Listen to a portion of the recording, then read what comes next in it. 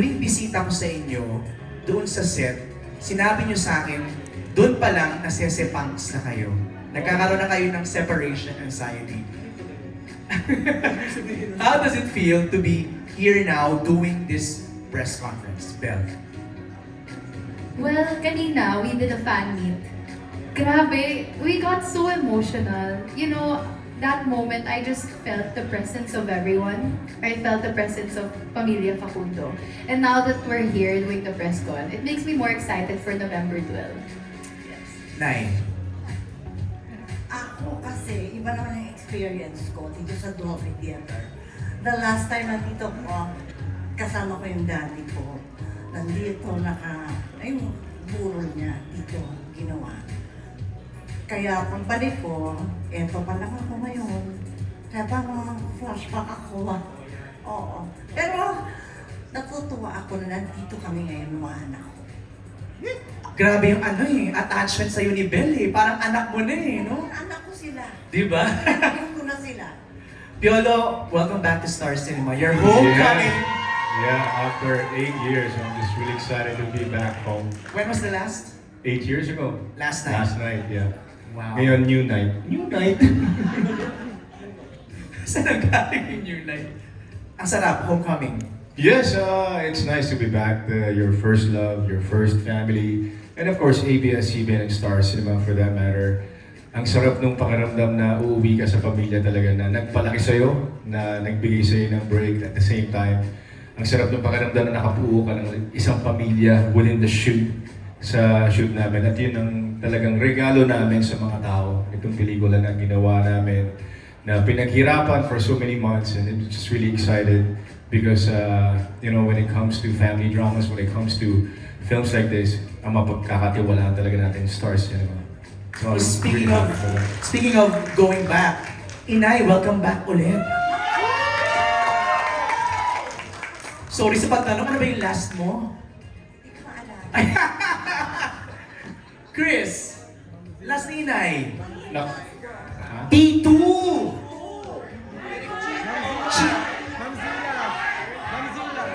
Jaguar? Girl, boy, bakla, tomboy. Alam ng mga fans. Di ba? Documented yan. Oo. With Vice Ganda.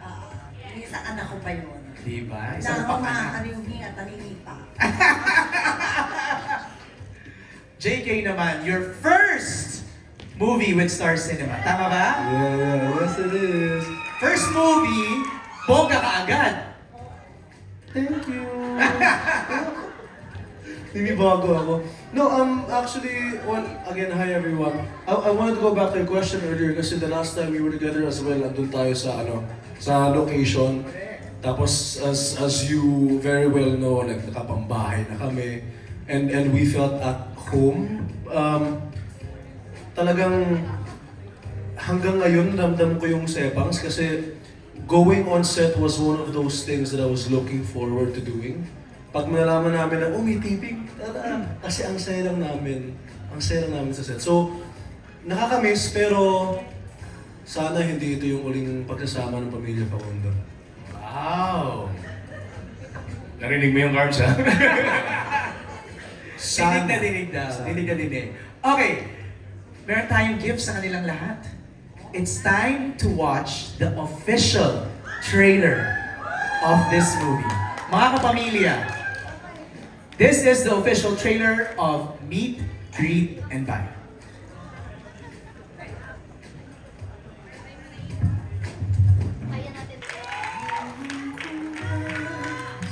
Wow! Nay, anong reaction mo, Nay? Naiyak ako eh. Ano, ano yung movie kasi namin, talagang pinagmamalaki mo namin yung pelikula ginawa namin. Para po sa inyo na nandun ng Star Cinema and ABS-CBN. Sana po panoorin nyo. Hindi kayo masakit. Bel, wala na. Aga-aga, kumakalma pa lang. Pero hindi, sobrang na-attach kami sa proyektong ito. And sana yung pamilya Facundo, yung mensahe nito sobrang ganda. Sana yung mensahe nito umabot sa manonood natin. It will give so much importance to the people you love in your life. PJ? Isa na lang yung tissue ko. Oo. Pasensya na, napaka-emotional namin sa pelikula and it was really hard to do because I don't want to say personally, but it hits close to home, especially for Filipino families, and it's something we have to face, you know, inevitably, no matter who we lose, as long as it's part of the family. Nasakit sa puso, di ba? So when we were doing it, pinipigil lang kami ni Direk umiyak kasi sabi niya, audience ang iiyak, hindi kayo, bawal kayong umiyak. Oh. Bawal kami umiyak. So, yun ang masakit kasi parang we're full of emotions, yet we cannot show it, we cannot show it as much. So it was really hard for me, especially kay Inay. Sina napaka-maiyakin yan. So bawal talaga. It's just a good feeling to have and yeah. JK. Ako nagulat ako kung doon pala si Joshua. Kasama pala namin siya. Parang kung nasa Ito naman, paiyak na nga kami lahat. The coping mechanism ko Okay, yun. okay. Kaya ako ganito, guys. Okay. No, I mean, especially with what I personally also went through in life, it's also way too close. So, I mean, ewan. Basta, yun na yun. Basta maganda yung pelikula. Alam mo kaya ako Maganda yung pelikula to. Kaya ako nakatayo kasi gusto kong bumaba. Gusto kong magtanong ng reaction ng mga nakapanood ng official trailer. Is there anybody there who wants to express lang ano yung reaction ninyo sa trailer? Don, ikaw na lang. Sige na, nakita eh. What can you say, Don? Hindi, syempre yung mami ko kasi, ang nanay ko kasi 85 years old. So, nung napanood ko yung yung trailer, parang sabi ko parang mas magandang mas magbigay ng mas maraming oras sa nanay mo, lalo na kung isa na lang siya yung gano'n. Kasi syempre sa trabaho natin, mas madalas, lalo na kami mas madalas kaming nasa labas, hindi kami mas madalas sa loob ng bahay. Kumbaga, so ngayon, yung matanda na nga, yung nakikita mo, so dapat talaga mas magbigay ng maraming oras. Yun lang. Naiyak naman ako. No, ang punto ko kasi, parang trailer pa lang yung napapanood na natin. Masyado na tayong, how do you say it? Invested. Nadala. Move. Nadadala, moved, yeah. Anybody else? Ano to? Sharing to. Sharing to. Sa ito, press ko. Sharing ito. Focus group talaga. Class? Alan. Yes, teacher. Alan Jones. Ay, Alan Jones to. Alan Sancon. Tayo ka, Alan. Hindi, kasi I think, nalagaan ko yung mother ko 2 years and 8 months, bedridden po siya, stroke. So nung pinapanood ko talagang medyo naging emotional ako, medyo iiyak ako. Sabi ko parang trailer pa lang talagang tatama na sa puso. So sa abangan po natin kung ano yung magiging kumbaga kung paano ako makaka-relate yung mga tulad na anak na nag-alaga ng magulang or dahil sa sakit. So good luck po. O diba, dalawa pa lang yung nakakausap natin. Nakarelate na sila kaagad. We begin the Q&A. We have gathered questions from our friends from the press. Ako na po yung magbabasa ng kanilang mga questions. We begin with a question from Kate Adahar of randomrepublica.com for Inay Maria. You've been effective in your previous family drama projects. How challenging or easy was this one for you? Hindi to easy. Okay. Lahat naman ang ginagawa namin, hindi naman talaga madali. Mukha lang madali kasi pinag-uusay talaga namin yung craft namin. Dahil sobrang respeto at pagmamahal lang ang pwede kong masabi na yun ang nabibigay ko sa trabaho.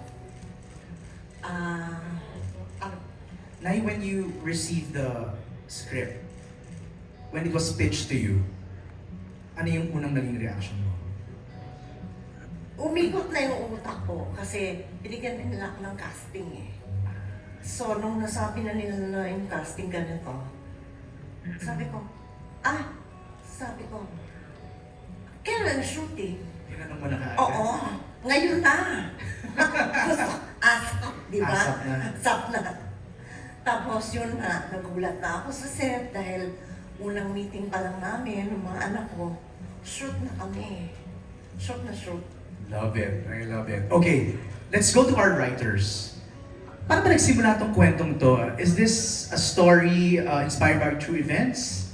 Paano to? Jumbo? Siyempre, di ba, lahat naman tayo, fear natin, mawalan ng mga magulang, o kaya mga mahal sa buhay. Itong Meet, Greet, and Buy, actually, nanggaling siya sa deepest fear namin, to lose our parents. And it wasn't easy confronting that fear. Habang sinusulat namin siya, binibrainstorm, madalas kaming umiiyak ni Patrick, ni Derek. Kasi sobrang personal yung pinanggalingan ng story. But I think what really pushed us to tell this story is that this is our love letter to our parents. And the same way kung paano siya naging love letter din ni Derek para sa kanyang mga anak. Patrick? We really wanted to tell the story na sobrang relatable to everyone.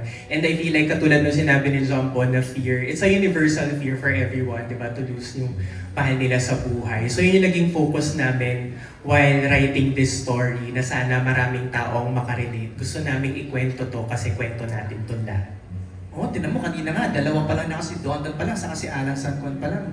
Nakarelate na kaagad sila eh, no?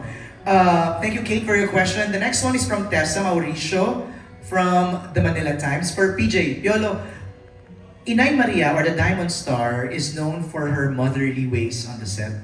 Always guiding her co-stars through difficult scenes and helping them become better actors in the process. In your case, as the kuya of the siblings in the movie, did you also find yourself taking on that same nurturing role with your co-stars? I don't know. Bunso kasi ako sa pamilya eh. Real life ba? Akala ko sa story. Real life ba? Nurturing in a way na parang kasi kaming sobra kaming clingy sa isa't isa. So more than the nurturing, it's just being present for the other person. Na it was so easy for us to gel. It was so easy for us to bond. Open yung lahat. So more than the nurturing, it's yung bonding na nabuo. Walang matanda, walang bata, lahat kami, we're all the kids of Inay. Na talaga namang the way she took care of us. Spoiled kami sa set. Pag may pawis, nandyan siya. Spray ng pangpawala ng paus, may lampin agad. So talagang napaka-motherly niya. So, yeah, pag may si JK, magkakasakit, nandiyan na yung ginger na yun, bigla may darating na turmeric ginger dyan. Si Belinda, ganun din. So, we really made sure na yung bonding namin, totoo. Totoo talaga siya. So, more than being the kuya, I enjoyed being the son of Inay. You wanna react to that, Nay? Actually, hindi lang yung nagkagulatan kami parang gano'n dahil bakit nagkakaintindihan tayo? Bakit parang kilalang-kilala na natin ang bawat isa? Bakit gano'n? With everybody here? JK ngayon lang, ang batang prinsesa ko ay ngayon lang din. Pero nagsama na kami ni Papa P sa Mila. Oo nga. Joshua, As Joshua, first time. first time. With Direk Cathy also, first time, Nay? First time din kami ni Direkat. Kamusta yun with Direk Cathy? Ay, nag-enjoy ako ng sobra sa kanya. Todo. Sobra. Thank you, PJ. Thank you, Inay. The next question is from Reggie Bonon. Reggie is here for Belle. First time mo makatrabaho sina Piolo, Joshua, JK, and Miss Maricel, anong natutunan mo sa kanila at anong eksena sa kanila ang hindi mo malilimutan? Spoil ko na po yung buong movie. Ay, wag naman! Hindi. Wag naman daw. Siguro ang pinakamababaon ko dito sa buong movie is sobrang importante ng bond nyo outside of the camera. As in, sobrang napalapit yung loob ko sa kanilang lahat. Even outside even wala sa set. Ramdam na ramdam ko na mama ko si Inay, na silang lahat mga kuya ko. And sobrang important pala talaga yung relationship mo with them. Kasi rumerehistro siya sa camera. And eksena, ang dami eh. Pero yung mga, ang dami talaga, parang sobrang dami. Pero super na-enjoy ko yung mga eksena na kumpleto kaming pamilya. Kahit mabigat yung eksena, even after nung take, okay, Pakalamayin natin yung isa't isa, tatawa kami. Actually, nung pumunta nga ako sa set, parang kalmado nyo naman. Yeah. Off-cam, Off-cam. nagtatawanan ko lang. Cut si Direk. Pero pag on the set na, yun na. Yes. Naka-transform na kayong lahat. Nagka-transform na. Okay. Reggie, your next question is for Direk Cathy. Wala si Direk Cathy, no? So, at least nasagot na ni Inay kanina yung kanyang experience with Direk Cathy. The next question ay galing kay Alan. Alan Sancon, gusto niyang siya magtanong. Do you have a microphone na pwedeng iabot kay Alan? Meron? Okay, sige, abot natin kay Alan Sancon. Justin, pa-help please. Paabot natin yung question. Alan is from Stars Photog. Ito, magtatanong siya.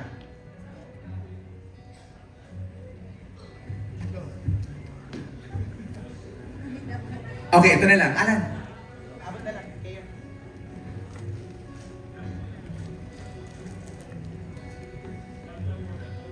Hi po, congratulations again. Yung question ko for Belle, you're the youngest dito sa movie, di ba? Yes po. So, hindi ka ba, kinabahan doon sa mga ka-eksena mo personally? At kanino ka pinakakinabahan doon sa lahat? Naku, totoo po ng reaction ko po dito nung nalaman ko yung project na to. Kinabahan po talaga ako. Siyempre, ako husay po nilang lahat. 'Di ba? Parang sabi ko, pero more than that, parang mas nagkaroon po ako ng lakas ng loob para mas galingan pa. Kasi talagang sobrang nakaka-inspire. Siyempre, ang gagaling ng kasama mo. Bakit mo hindi aayusin? Sabi ko kay Inay actually nung una, Inay, sorry pa, I love you ma. Pero nung una kong na-meet si Inay, sabi ko, wala, natatakot ako kay Inay. Paano kaya? Sabi ko talaga sa kanya, Inay, pwede ko po ba kayong tawaging mama? Yung unang reaction. Tapos sabi niya sa akin, oo naman, nung look test po namin to. And ngayon, anak niya na talaga ako. And can I... go ahead, Ang Alan. anak ko si Belle sa puso ko. Right. Sa pelikulang to. Can I just say, bago Alan yung next question mo nun, parang this is so refreshing to the eyes kay Belle. Kasi nasanay kami na napapanood namin si Belle with, Donnie, yung kanilang tandem, kanilang partnership. It's just so nice to see Belle working with the legends. With Inay Maria, with Piola Pascual, and refreshing then to work with Juan Carlos and Joshua Garcia. Na I feel like Belle is no longer a Gen Z rising star. For me, Belle is now a Gen Z superstar. Nagpa-flashback sa isip ko now, that day that I went to Star Cinema office na nag-uusap kayo ni Direk Cathy. Doon yung una nating binrake sa kanila na you're doing this big solo project. Belle. Yes, and it's truly such an honor po to be able to work with, of course, these artists that I really look up to in the industry, and of course, to Star Cinema.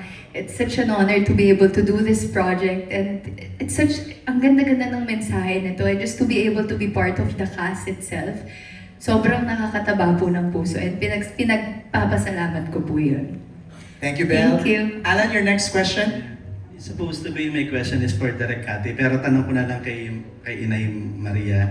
Opo. Follow up ko lang po yung sinabi ni Belle kanina. Naramdaman niyo po ba na dun sa mga first scene niyo ni Belle, kinabahan siya? And how do you, kumbaga, pinakalma siya? At paano sinuportahan po yung eksena niyo together? Papaguhin ko lang yung kinabahan siya. Wala siyang kaba.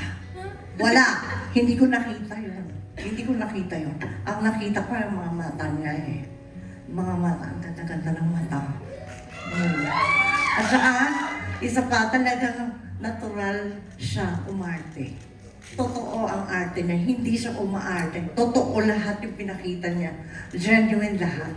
JK, That's why I said, anak, mahusay ka, alam mo ba yun? So, ipag-husay mo pa para mas mahabang pa ang makita ng mga fans mo na nandito ka sa industriya nito. Kailangan ka ng industriya. Alam niyo po ba, share ko lang, first scene ko with Mama, para kasing medyo heavy yung scene. Not really heavy, di ba po? Tapos sabi niya sa akin, binigyan niya ako ng tip. Sabi niya, Nak, ibuga mo lahat bago mo ibigay. Mas naramdaman mo. And siguro yun yung mga isang lessons ko na mababaon ko. Talagang kailangan, hasta yung paghinga mo, kailangan ako pa rin si Jerry. Yun talaga yung mababaon kong lesson dito, na bawat buong pagkatao ko dito sa buong movie na to, na kailangan ako si Jerry. And I wouldn't do it without the help of Mama. May sinasabi si JK. Wala. Sakto yung music. Ano sinabi ko? Ay, oo, hindi. Hindi kasi naka-work ko na si nagsasend comments na din kami dito habang nag-uusap sila na naka-work ko na rin si Bion and parang working with her now, I personally feel super proud of what she's achieved and magaling. Magaling yung punso namin. So proud. Pambato namin yan eh. Pambato namin yan. Wow.